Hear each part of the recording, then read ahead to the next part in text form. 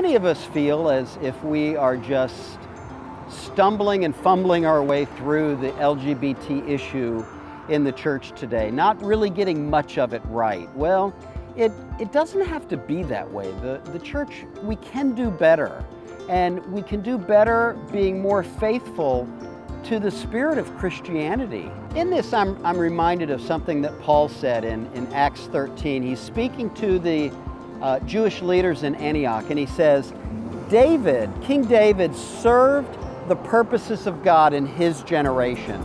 The phrase there, in his generation, it puts in our mind that there was something unique about David's time that he was skilled for, equipped to be able to handle.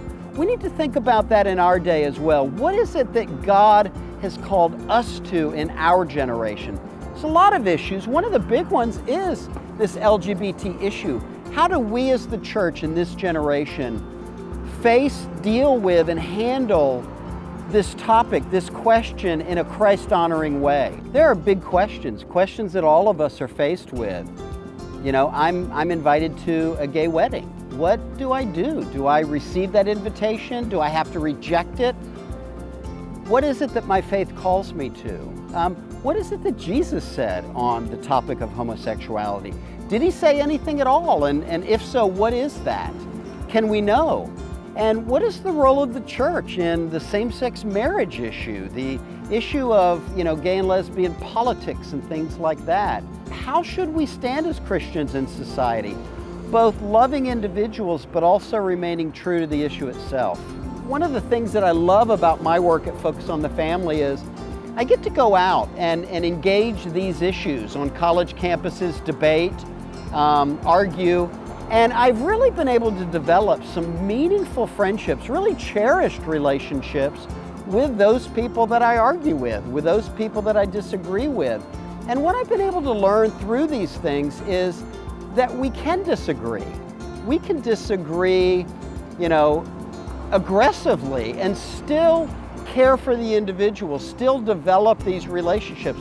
In fact, in a lot of my work, the more friendly I get with my opponents, the more aggressive we can get with one another debating. Because it's almost like the family at Thanksgiving table. They're your family and you're arguing about politics, about religion, and you can do that because they're not going anywhere. They're your friends, they're your family, they're your loved ones.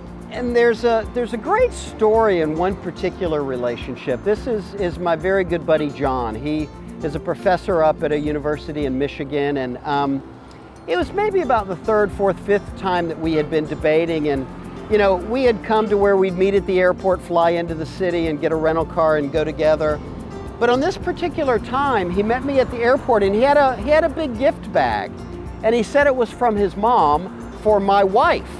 And it was a bag of, hand lotion and cosmetics and things like that. I mean, just a very, very gracious gift that he and his mom had thought about my wife would like, and, just very touching.